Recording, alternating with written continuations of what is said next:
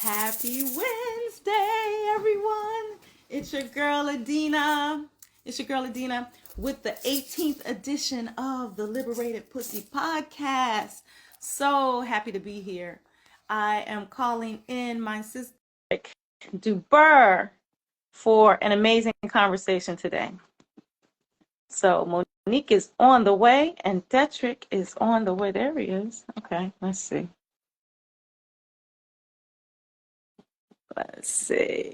Detrick, where you at? Monique, where you at? Come on in. So that's what we have a beautiful conversation. Okay, I see you, Detrick. Let's see. Yes. So you know how we do here at the Liberated Pussy podcast. To get our guests in, we do our magic. So come on, let's do this abracadabra thing. Let's do the magic words. Yes, somebody's coming in now. Is that you, Monique? I see a picture, but it's blurry. Let's see. Okay. Or is that you, Detrick? Let's see. Detrick, is that you? Oh, I see you now. Yay! Woo! Hello. What's that? Can you hear me okay? Yes. Monique, are you there? I am. Okay, I can. Again, I have only Detrick that I can see, just like when we were on with Rakim. Okay. Detrick, can you see me? I can see you just fine. Okay. Awesome. Detrick, are you drinking water out of a wine glass? Of course.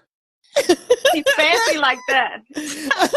Turn that water into wine. Hello. I can't tell the difference. You can't tell the difference in water and wine? No. That's all right. Welcome. That is so funny. It is beautiful to see your smiling face. Yes. So we just a have second here. an amazing. Is that better? Okay. Is that better? Yeah, it is. Actually, it's better. Mm-hmm. Okay, but you had to get all that black people grease off your camera. I guess so, yeah. That's why they say that black coconut oil. All that coconut oil. All that coconut oil. Yes. Exactly. I don't do this very often, so I have to I had to wipe it off and prepare. Okay. Nice. Well, welcome. It's with great pleasure that we welcome you here today. Yes, and folks are coming in the room. They're excited about this conversation. Nice. Yes. So Monique, my Yes. sister, how are you? You know what? I'm really good. Just in that moment, I was like, oh, Adina's about to call on me and she's about to ask me about the astrology, and I did not check it. Okay. Like, that's exactly what I just thought in this moment. Okay. Well, you want a moment and we can start. We can have Detrick introduce himself. Yes, we can. Monique is in LA. Detrick is in Texas. I'm in the DC area. I'm in Maryland. Detrick, is it snowing in Texas? We've been hearing all kind of stuff about, like Texas and y'all's weather. What's happening? Actually, it is not snowing, but it is colder than normal in Texas. Okay. Temperature is probably in the 20s right now. Ridiculous. What is Dallas even doing? It is beautiful outside. It is beautiful outside. Well, it's global warming is what it is. Okay. But that's a whole nother conversation for a whole nother. That's a whole nother sermon. Topic. Yeah. We're not even talking about that today. Yeah, right. Because I'm gonna tell you. Okay. Okay. I'm sorry. That was just very funny, Detrick, that you are in.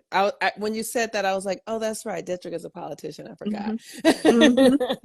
One of the things you are. One of the things you are. Many things. Yes, and with that, Detrick, tell the people who don't know you who you are. Monique and I know Detrick, okay? We've traveled to Egypt with Detrick. We've been in community with this brother for years now. And so we love you. We respect you. Tell the people who don't know you who you are. Wow. Well, I won't prolong this. I can talk. We know. They always say I was born the son of a sharecropper. I won't start there. Please speed it up. Come on. Yes, I'll come. We got an hour. We got an hour. So basically, my name is Detrick Debur. I I'm an advocate. I'm a political investor. That's the way I like to term it. You said politician. I'm a Mm-hmm. political investor, meaning I invest in public policy. Specifically, I do men's work. That's a overarching term for it. I'm very, very invested in in where my brothers are, in particular, and focused on that. Specifically, a lot of my work has been around where do we go from here?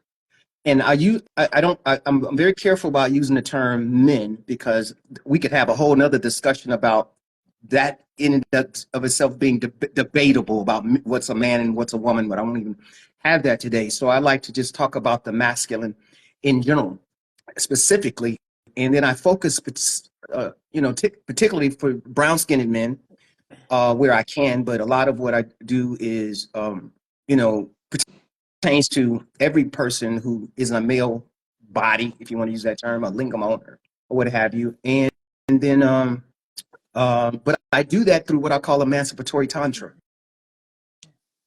meaning that I have looked at the tantric sciences and how do I use and apply those things to liberate me and liberate others, because I believe that the tantric sciences have been a source and force of liberation since the beginning. Mm. And so I try to pull that together, try to put it in some modern terms and what have you, so that it doesn't get ethereal. But that's pretty much what I do. Thank you. And that's just the tip of the iceberg because there's so much more to this, brother. Thank you, Detrick, and welcome. My pleasure. Yay! Yay. What do you Yeah, think of that, Monique? happy to. I love that he talks about that. You talked about not he that Detrick, that you're talking about tantra in this way, as a healing tool, And liberation. because that's right, and liberation, because it really is. And I have learned so much from that practice. So I'm excited to have this conversation with you. So before we go into that, because I want to talk about the astrology just a little bit.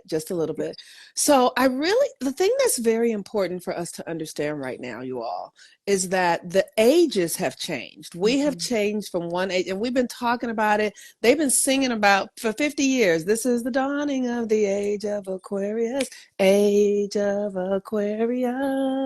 Aquarius. Right. So they've been saying that, but it is really here now, for real. And the evidence of it is that our old reality is collapsing so rapidly. And now it's time for us to be pointing ourselves in the new direction of where we're going. I was just talking with someone that I speak with regularly. We work together, and for a while she's been like, I don't like my job. I don't like my job. I don't like my job. And then today they text her, you're laid off. But because it's time, because she created that in her consciousness, we do it unconsciously, just through sort of like following an internal feeling, like we know that we're not where we're really meant to be. We know, we can feel that there's something else that we desire, right? But we are slow. And now I don't want this to sound judgmental, but we have been able to be slow. But I want people to understand now that is over with. That time is over with. We are in the new energy. It is time to go. So we have the moon conjunct the north node. The north node is your dharma, which you're really here for. The moon is in Aries. The north node is in Aries. And that's saying it's time for me to take action. It's time. The gun had this like pow, right? Pow. Go. We're in the first quarter phase again. So Aries is the first quarter, moon is in Aries. And so this is really about breaking free from those old things that don't serve us anymore. So like my girlfriend texts the job that she didn't really want anyway, that she was just there because of money, released her today. And because that old thing is breaking away, it's done, it's gone. And now it's time to go into the new direction. Now, many of us, maybe we are further along. We've been planning already. We've been already readying ourselves. Or maybe you're still in an old job that you hate and you know you want out of it, but you don't know how. Those are two different extremes I just spoke of. but it's the same thing at the same time. It's the same thing, right? So all you need to do is begin to take one action in the direction of your desire. One. And people think that that has to be something big and internal. It does not. It might mean that you write down, I know that I desire to feel this way. I know that I desire to live a life. That can be the one action, because that is enough. That is the seed planted in your psyche, in the subconscious, that's saying, okay, we got somebody else who's ready to go to the next place. And then the universe will begin to do the work to get you there. But you have to be willing to go. You have to be willing to go. And we can feel it in our lives. We're in relationships we don't want to be in anymore. We're in, and I don't mean just romantic relationships. We're in relationships that are configured in ways that don't allow us to be ourselves. Let me say it that way. I agree with that. Okay. So it's not that we don't want to be in them anymore. They are configured in ways that don't allow you to be who you are becoming. Right? So it's time for you to be loyal to yourself, to give yourself what you need to blossom to become who you are here to be. And that might mean stepping out of the shade of someone else who doesn't understand that. That's all it means. Just step out of that. They don't have to be wrong. Ain't nobody wrong. Ain't nobody wrong. It just is what it is. So the astrology is really moving us forward, you all. The sun is about to be conjunct Pluto today, tomorrow, and the next day. And so this is a death. This is a death of the things that you have been giving your authority away to. Many of us, I can't leave because of money. I can't do this because of I'm not this yet. All those are narratives and stories that don't mean nothing but the shit that you are giving them. They mean nothing. We live in a meaningless universe. It's all meaningless. We give it the meaning, right? So just say, this don't mean nothing to me. I don't need it anymore. And then what does that mean? And then allow yourself to sit with that. How does it feel to let that thing go? Imagine yourself. I used to have a lover where I would just imagine him having sex with somebody else. So I could just ready myself for it. Shoot. You were shooing him away. I would just, and then I would feel the pain of that. I would feel what the release was gonna, right? So that's what you got to do.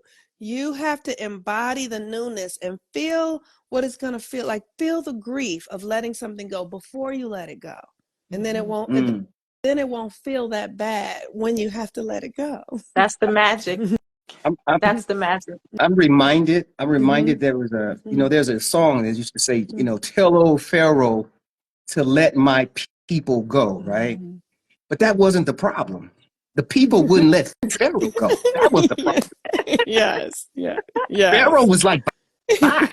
And the people wouldn't let Pharaoh go. Yes. So the command really wasn't to Pharaoh at all. It was like, people let Pharaoh go. Yes. People go. You have what you need. Go. That's right. Go. So that's what we're dealing with. This is the perfect setup for the first question, Monique. Go ahead. The first question to you, Detrick, is the journey of men in healing themselves. Can you talk about that? So in your introduction, you talked about that from a tantric perspective and from a holistic perspective and a brown man perspective. Talk about that journey of letting go of Pharaoh.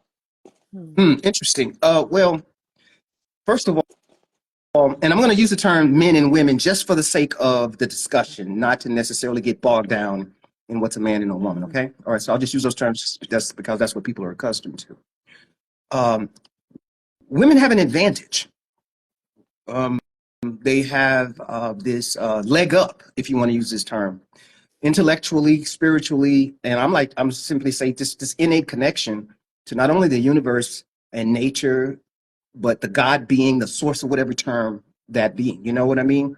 Most women, regardless of where you're born, right, there's socio-biological things that kind of push you in a certain direction. You know what I mean? No woman decides, you know what, I think I would like breasts now, or I think I would like monarchy now. I mean, I have a cycle. That's not what happened. One day, right, forces took over and said, this is where we're going and this is what we're doing, right? And hips still out, and you know what I mean? And there's a mother pull that, regardless of her sexual orientation, So I say that women on the planet have an advantage, that they have this natural innate pull that turns them, if I can use this analogy, from girls into women, if I can just use those analogies, right? It's hormonal, it's spiritual, it's a whole nother level. Men don't necessarily have that. Okay, we have to latch on to something. We have to go through an initiatory process to move us from boys to men. And unfortunately, if it's not conscious, many of us become men accidentally or through incident, but with no focus conscious, right? So we don't know where you're going to end up. We just kind of cross our fingers and hope the boy turn out right. You know what I mean? And so what's necessary is, especially for men, is a very conscious, intentional process that says, okay, all right, I'm going to deal with my boyhood issues. I'm going to deal with my boyhood traumas. I'm going to deal with my masculine hangups and get on a conscious path to do so. It must be conscious. Whereas I would say a lot of times, sisters, you just find your way into the church and just fall, you know what I mean? And it just work itself out. When you see a man in the church, that man had to do some work to get there, right? You know what I mean? Matter of fact, the religion actually, in my opinion, was for him. The rules are built into her, and the rules have to be taught to him, right? So with that said, that's where we have to start. We have to make a conscious decision. And fortunately, what's happening is that I think the planet is so out of balance that sisters are making pulls onto men. There used to be just a commercial that said, it's not Hanes until she says it's Hanes. You remember that commercial? Where No. there's an old commercial and the lady would grab the underwear off the what do you call it, conveyor belt, and she would pull them and stretch them and pull it in and out, and it couldn't have the Hanes stamp until she approved it. Okay. Got it. And a lot of women come into a man's life just like that. I'm about to find out he ain't man until I say he's a man, right? And hold on, if he doesn't, she puts him back at the beginning of the assembly line to start over. I think many of us, especially in this society, that assembly line is happenstance. It's a stroke of luck. But I'm glad you mentioned that, though. We're in a new day and a new time, and it's quote unquote the dark ages have ended. And so now those paths, and I use the term path loosely because it's actually a circle. These circles are developing for men to find themselves into, join themselves into, and work it out among themselves. And there's validation of that, because when you do, now you find that the feminine complements you and you complement her, right? So the last thing, and I'll end with this, the last thing, I saw it this way. Somebody was like, men are out there looking for wives, and wives are looking out there looking for women are out there looking for husbands, and why can't they come together? And my response was, well, wives only look for husbands, and husbands only look for wives. And if you're not one or the other, you won't see the other. You're not meant to, right? So you'll go back to the beginning of the assembly line. What's happening right now is many men are saying, you know what, I want to go back to the assembly line and go through this initiatory process correctly. In healthy societies, there has always been an initiatory process since the beginning of time. And right now, I think we're going to have to find those initiatory processes again. Sounds like rites of passage is what you're talking about. Like if we don't initiate ourselves through, which is what indigenously was done, there was a process for the young boys to process into manhood. But now it's just life, in most cases, will initiate you if you don't take conscious effort to be a part of initiation and bringing yourself into manhood or womanhood or the like. Yeah, and you agree? It's a stroke of luck. And just be honest, let's be clear. It's a privilege. Just because you were born with testicles does not mean you should be qualified. Okay? That doesn't qualify you, right? You have to go through a process. What is it? Malidoma. So May talks about his process. He was, I don't know if you guys know who No. Malidoma is, but Well, basically Yes, yep. we he know. he was kidnapped when he was a young boy from his village, Daga village. And so therefore, he went to school in these European schools and what have you, and he ran away at 19 to come back to his home village. He couldn't sit with the men. They put him back with the kids and told him he had to go through the initiation process like every other young man had to do to sit, quote unquote, at the man's table, at the men's table. And gotta realize he's 19, he's 20. He's older than a lot of the men who were in the men's section of the village. He had to go back through that process. So just because you are 18 or just because you can ejaculate semen and just because you are 40 years old, this has zero to do with you being a man in this day and time. Absolutely. I have a son, and he is going to be 17 in a few weeks, and he's so excited to be a man. And I tell him all the time, just because you turn 18 doesn't make you a man, baby. Like, just because you turn 38 don't make you a man, or That's 48 right. or 58. It has Yes. zero to do with your biological Yes. age. Absolutely Yes. nothing to do with that. That's right. If you have not gone through a process, you probably are. Like I said, I don't because we stumble our way, and some of us can just find our way, and only by the grace of God, find our way, and we just need to be more intentional about it. That's all. I really appreciate this because there's a lot of debate going on online around, in relationships, like you said, men looking for husbands, no, men looking for wives and wives looking for husbands. There might be some truth to that, but go ahead on. Right. There might be some truth to that. And I don't even care about that. That's not what I'm saying. But my point is, this initiation piece is the great challenge, because there is this, like, gosh, I'm gonna just say it, like, how do I find a good man? And I mean, I've always been surrounded by men who are pursuing a higher learning, because that's what I'm doing. So I'm going to be surrounded by men and women who are like that. But the question is how, like, I don't even know what my question is. It's just that this piece that you're talking about, where men are not initiated into manhood, it is showing up profoundly in our communities and in our relationships. Absolutely. And how do we get men to want it? Because a lot of men don't think they need anything. I think it's fine. Monique, when we were talking about it, we used the term a safe man. And so we can define what safe is, and perhaps using your terminology, Detrick, initiated. So a man who is actually in his manhood, not in his boyhood, but has done the work to actually be a man, not just one with semen and testicles, like you said, but actually a real man. What makes define it for us from your perspective? What do you think an initiated man looks like? Well, first of all, let me say that it's a circle, so I don't think you ever get there. That's one thing, right? So I'll say it like that. So it's levels. It's kind of like it's a centric circle. It's a centric circle. Going up, up. Exactly. It's right. And so it's kind of almost like a martial art. Just because you got your black belt doesn't mean you stop at that point. You know what I mean?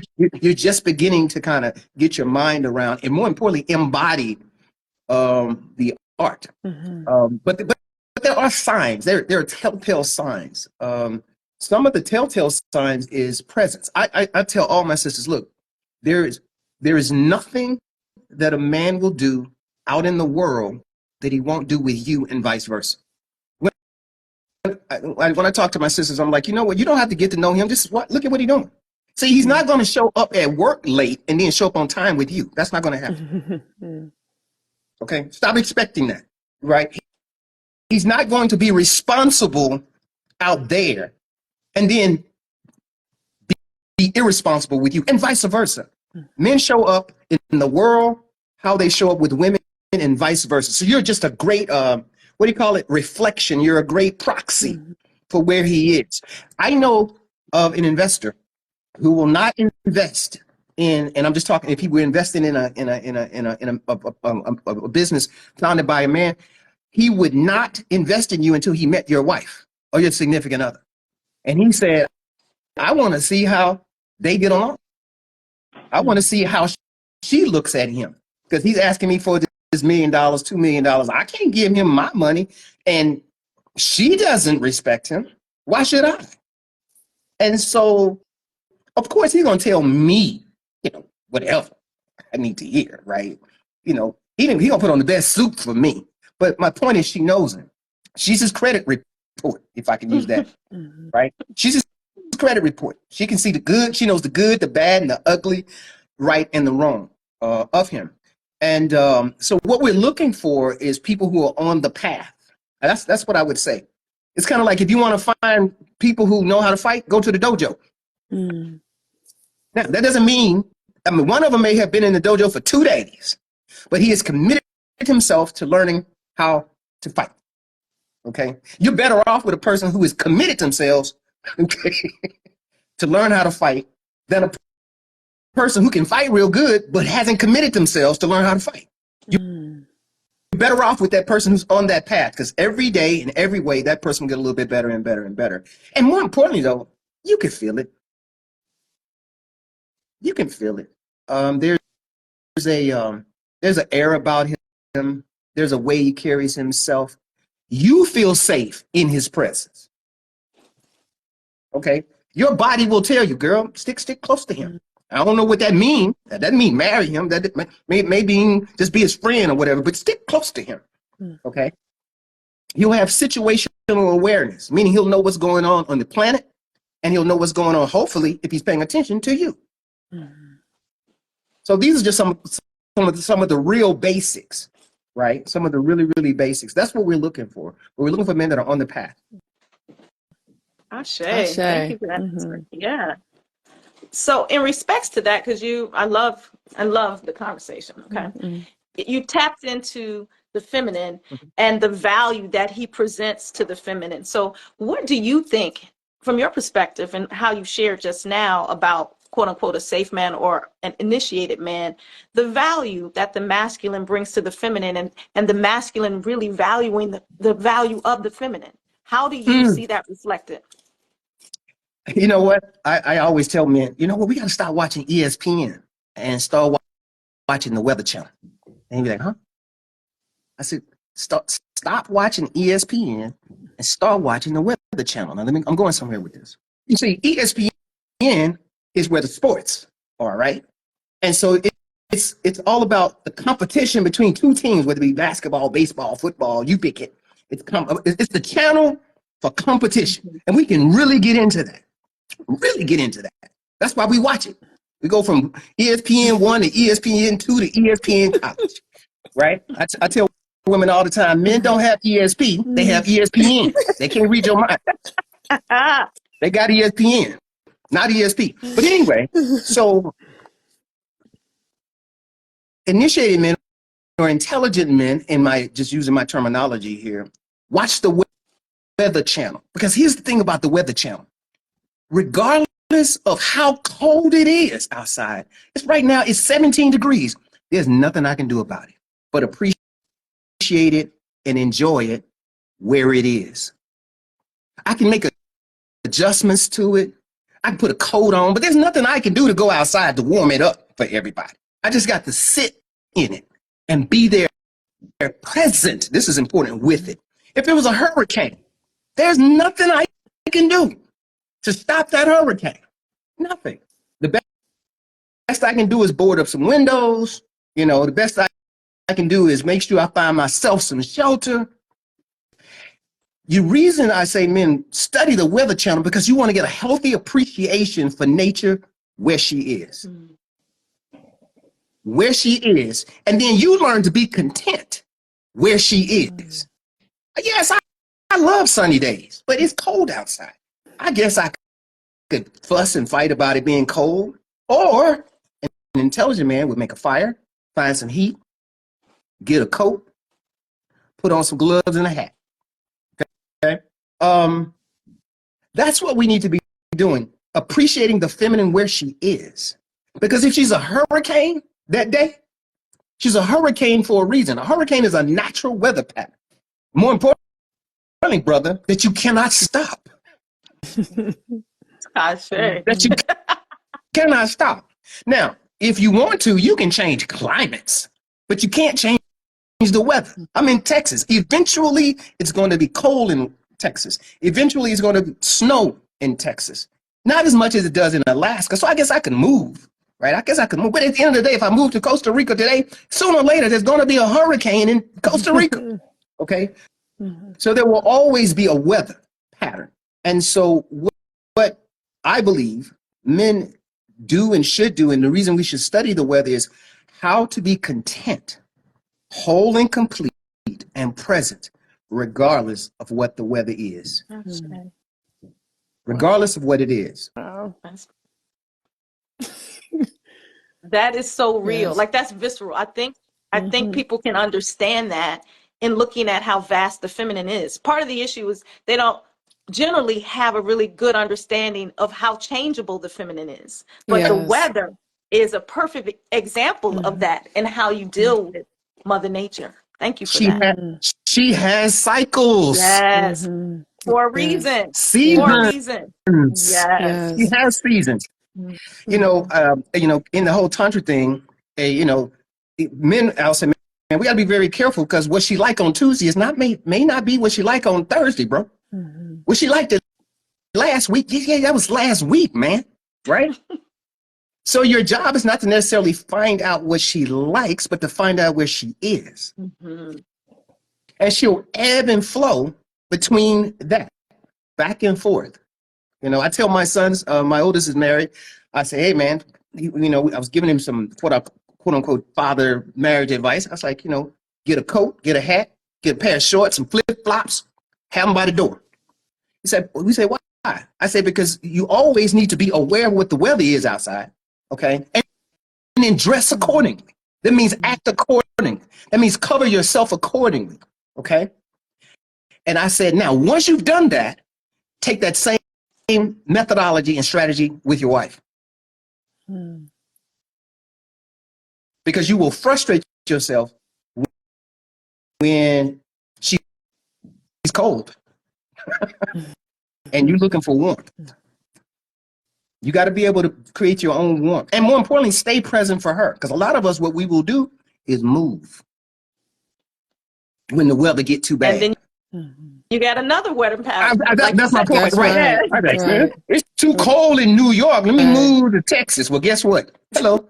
Right. We got some 17 snow for you. So, yeah, presence. If there's one word, if I can sum it all up, if there's one word, and this is the gift, is that you have to be present. Have to be present. There's a book, Eckhart Tolle, Power of Now. At the end of the day, Eckhart's whole book is about, I call it, it's Tantra in one word. It's the power of now. Be present today, right here, in this moment. And that, I believe that will get you extremely far with many yoni owners. Extremely far. Just present. Just stay there. Yeah. God, this is so good. Like, I could almost like float off into Never Never Land, honestly. And what I mean is, it's so profound to hear lingam owner, as you say, which I think is a powerful visual, to learn to study the weather.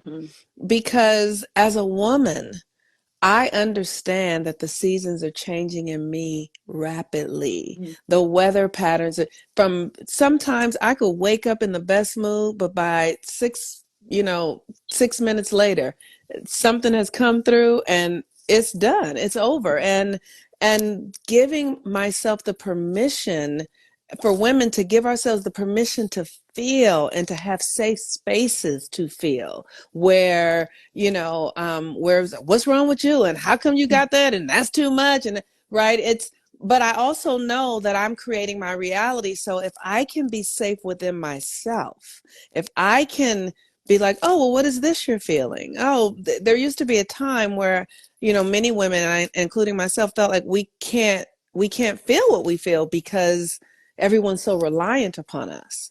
We can't feel our own rain. We can't be a rainy day and still be worthy of love, And Yes. and that makes you unattractive. That's one of Mm. the most masculine places to be. You see, Woo! What? the reason that you can Mm. move is because I'm going to stand still.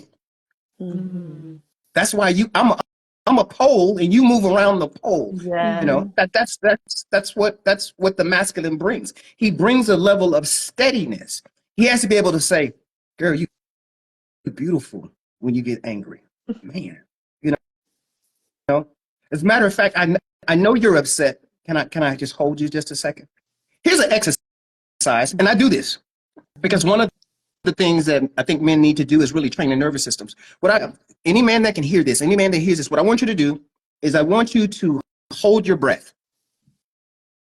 As soon as you pay attention, as soon as you feel your body starting to say, I need to breathe, you are about to get a taste of the feminine. Stay there. Once it starts to hurt a little bit, that's the feminine. You in there now. You got to be able to stand in that discomfort. That's what yoga is. Yoga is put your body in an awkward position, then stay there.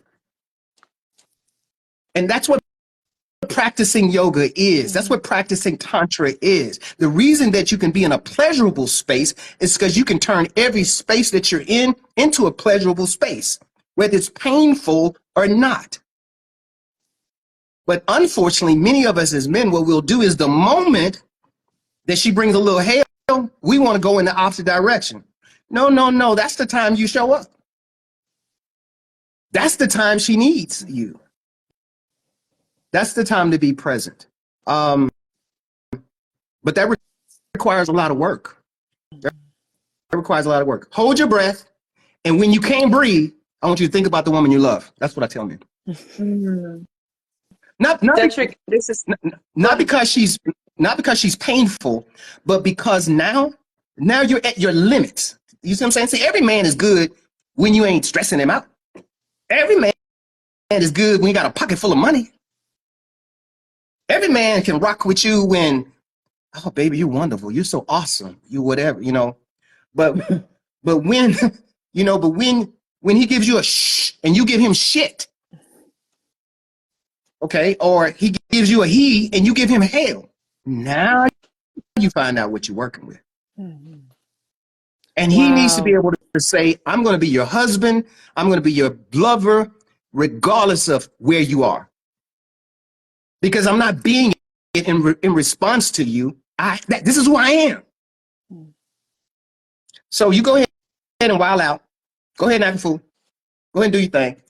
I'm being a little facetious here too, right in my talk here, just to be.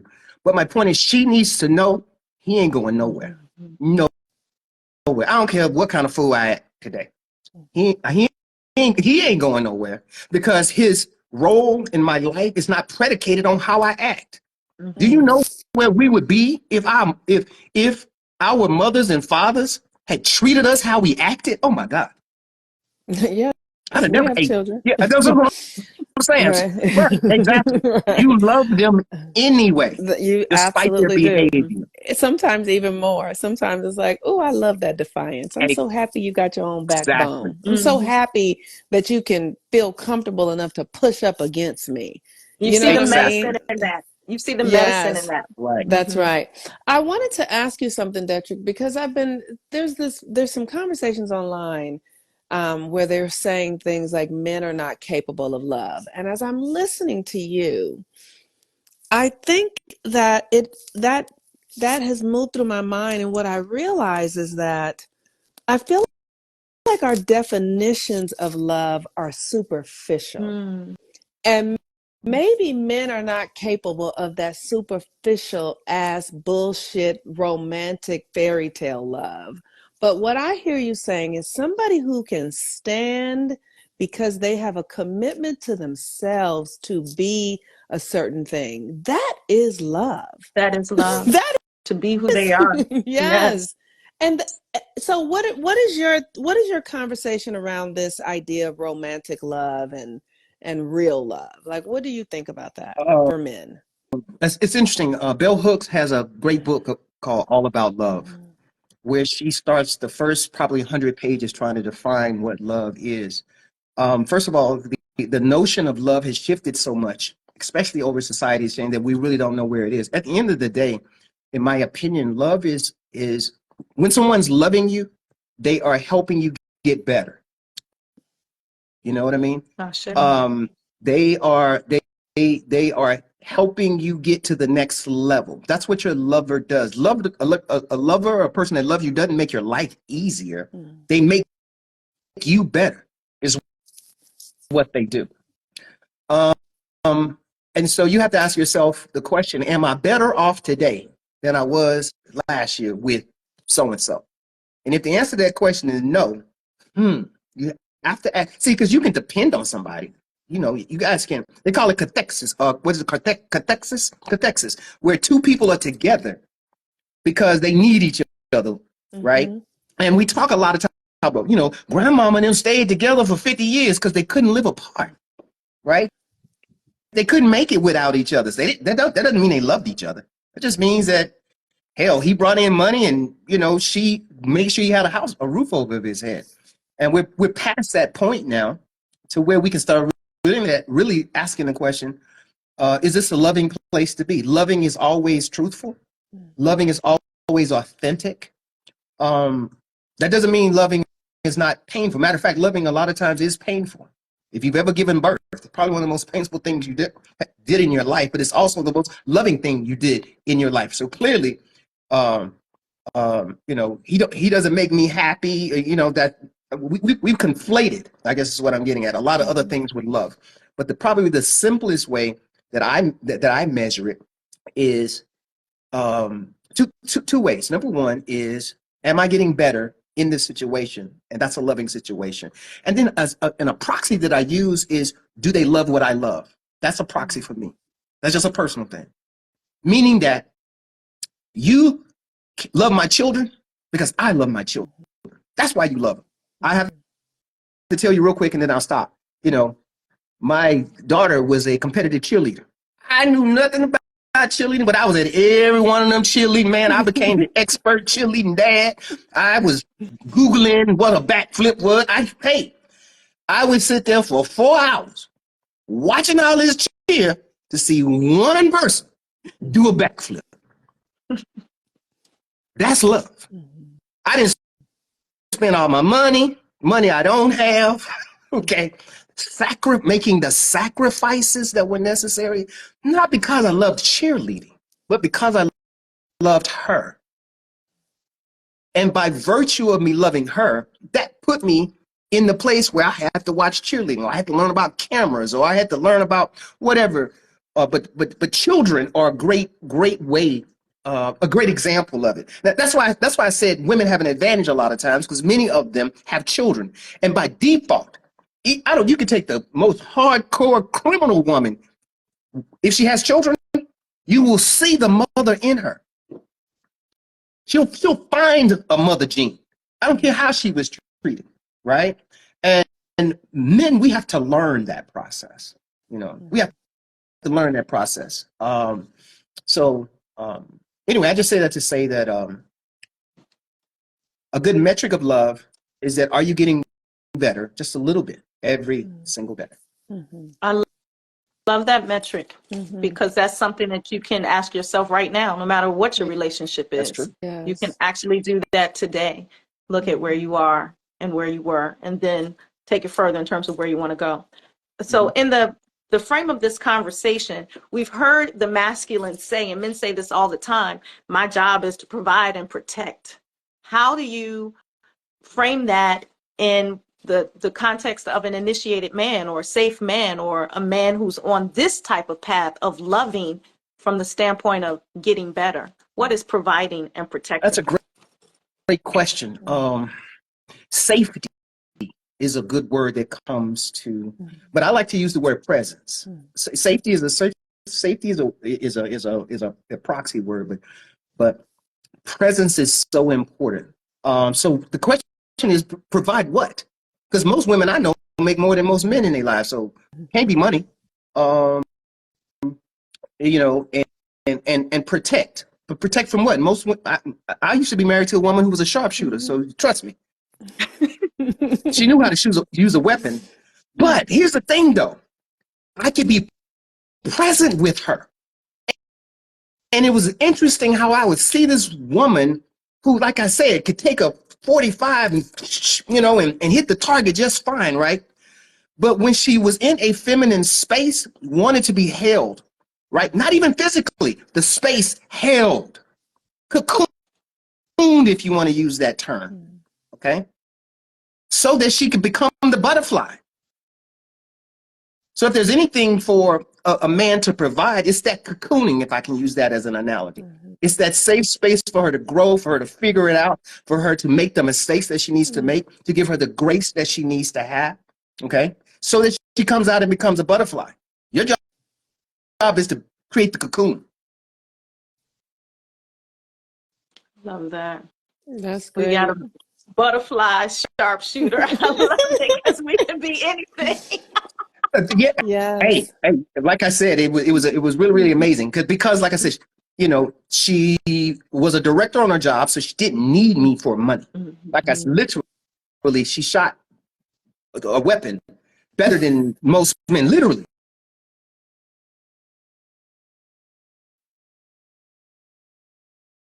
Presence, that's it. Presence, holding space for her and creating space and room for her to be. Wow. And it's okay. And it's okay. But that meant that I had to be able to have the nervous system, right, that wouldn't get flustered, creating that space. Yes. Thank you. Because Now, Detrick that's the teaches. thing. Oh, go ahead. I was Go ahead. saying that's the thing. Like what, like men having the information, tools, knowledge, and desire to be able to be that steady inside of themselves, so that they can then be that for another. Right. You got to start with yourself. You have to Yes. be you have to be able to, cook for yourself, clean for yourself, make love to yourself, embrace yourself, be present for yourself, secure yourself first. And then all of the other things that overflow from that, that's what makes you a blessing.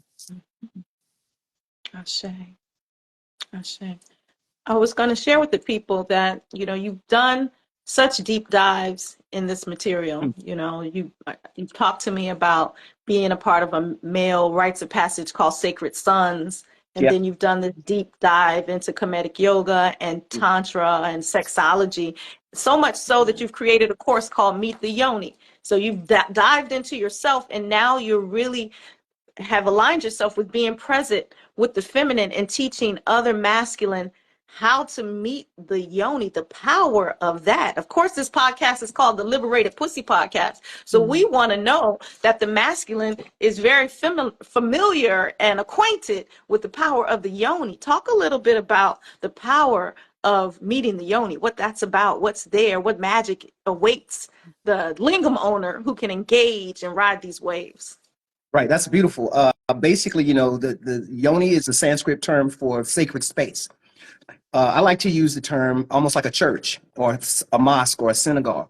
The reason I like to use that term is because that is a term of reverence. That means now, when you approach this yoni owner, what she is now is like an usher. You all are keepers of the temple. So it's a completely different reason to come together now. Okay, now we come together to maintain the temple. Now we come together to have church. Okay. And so, I mean, just that alone, you're bringing something else to the table. So it elevates your sexual expression, and it elevates your spirituality. I see the two as one of the same. I see sex as just a spiritual energy exchange. Um, but the meeting of the yoni, first of all, what I found is most men have this superficial understanding of the feminine.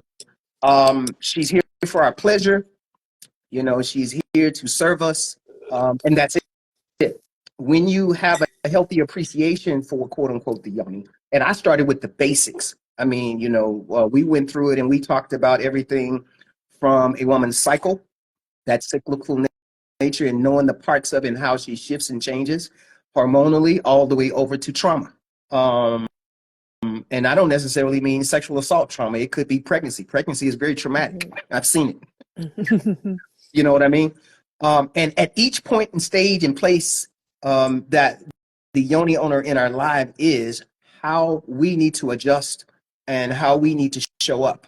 And so the whole notion of meeting the yoni was, we're no longer going to approach the feminine from a place of she's here to serve us, but we're here to serve her. We're here to give. As a matter of fact, that's what we do. You know, we're here to give as men, and we can be blessed in the giving. You know, that's what's important.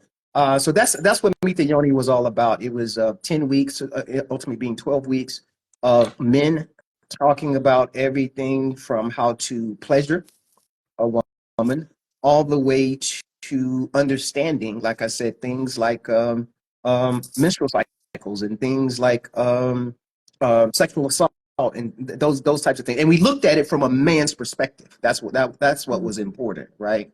That's what was important.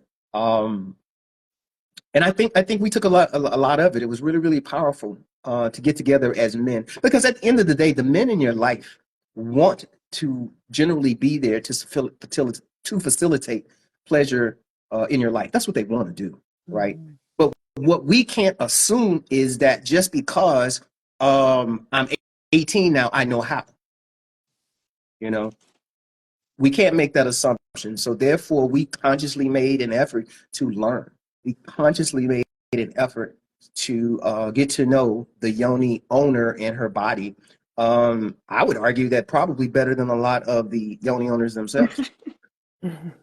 Which Just to is, keep it 100. Isn't but that that's sad. unfortunate? That is unfortunate. That's so But sad. that's why we're here doing this work, because we are teaching ourselves and other women how to really understand their bodies, their energy, their emotions, their This seasons, and to cycle. their Yeah. cycle, to celebrate it, to really to be involved in it, because we've just been in a world that has made everything so dirty, or we don't need to Elusive go into, or right. Yes. mysterious. Yeah. Yes. Right. Yes. You know, we always use that term. I'm a king and a queen on the planet. How can you be a king and a queen of a planet and not know the planet?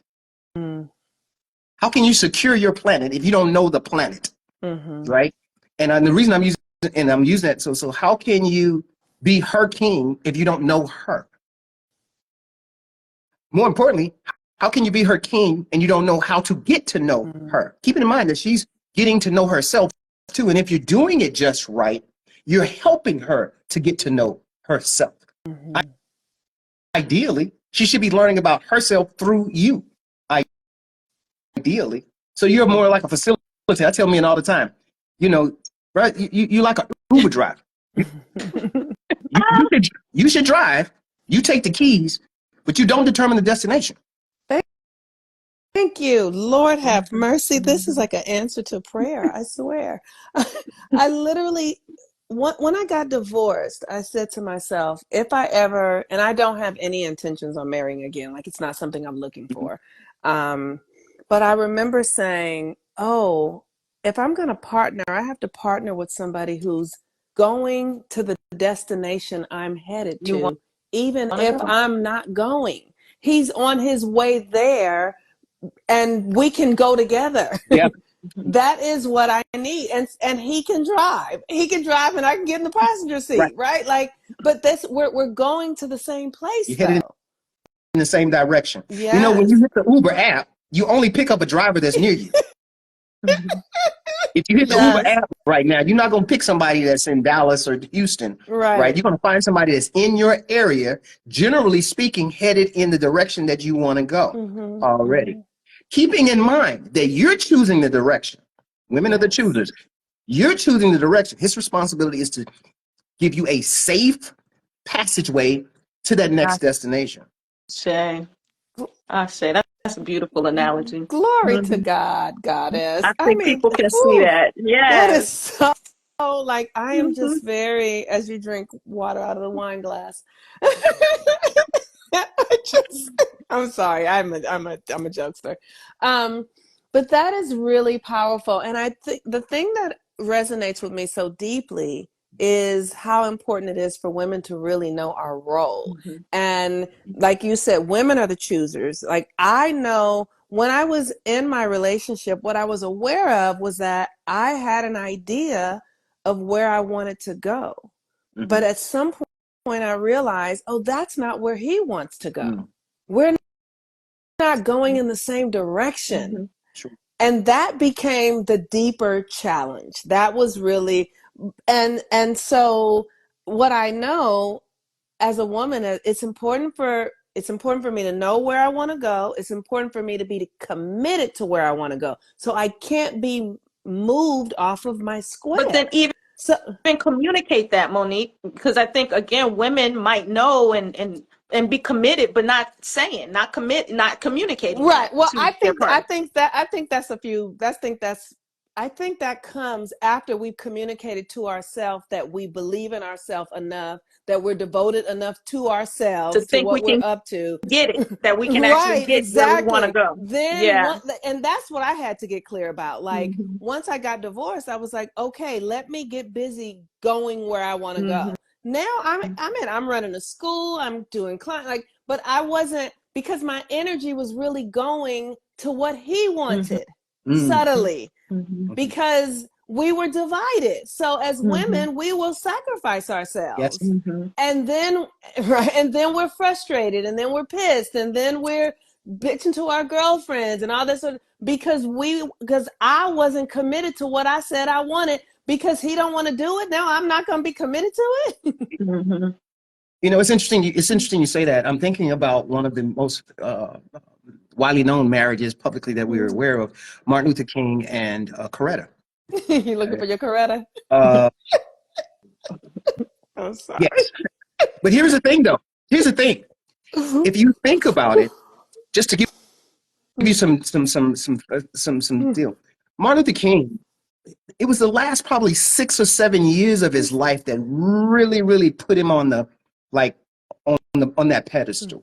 When he went up against the Vietnam War, when he started speaking out, right, about this war. But where did that come from? You got to understand, he was a civil rights activist. He wasn't a war activist. Guess who was? Coretta. Coretta. Coretta had been a war activist before she met him.